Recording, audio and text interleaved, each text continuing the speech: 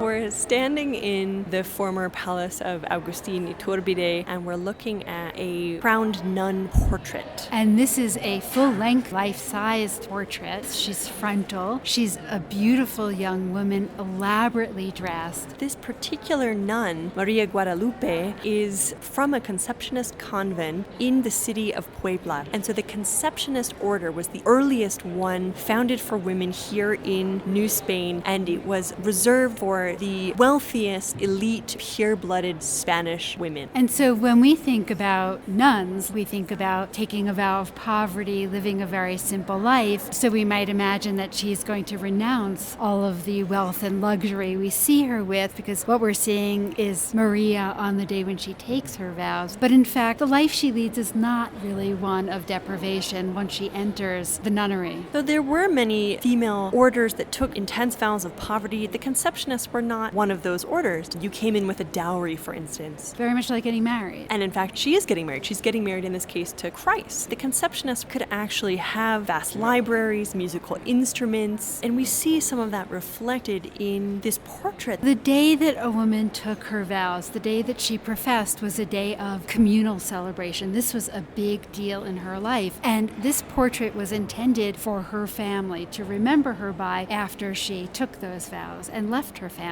Even if you could have wealth when you entered into the convent, you still were living a cloistered life, meaning you are dead to the outside world. This was not only a big deal for her, it's a really important moment for her family as well. It almost reminds me of the way today we take photographs of someone on the day that they graduate from high school. She looks very proud. You can feel the pride of her family while looking at her in this portrait. She's wearing this wonderful crown that is made of flowers and these little metal or wax angels. And then she's also holding a sculpture of a Christ child in her left hand, and in her right hand, this enormous candle decorated with more flowers. So she's being associated with her namesake, with the Virgin Mary. We might think about paintings of the Virgin Mary holding the Christ child. We might be reminded of paintings of the Assumption of the Virgin Mary into heaven, where she's crowned. And so there's both this idea of her as the bride of Christ, but also an association of her with the Virgin Mary. The Conceptionists really made this connection to the Virgin Mary clear. They are known to wear blue cloaks, which we're seeing María Guadalupe wear here. And if you look at where the cloak is fashioned, just below her chin, we see this really wonderful circular element. And this is what's called a nun's badge. And it's jewelry. In many cases, it was tortoiseshell frame with a painting on copper in the center. And in this case, we're seeing an image of the Virgin of the Immaculate Conception. So we can tell that because we have iconography or symbolism like the stars that surround the Virgin's head,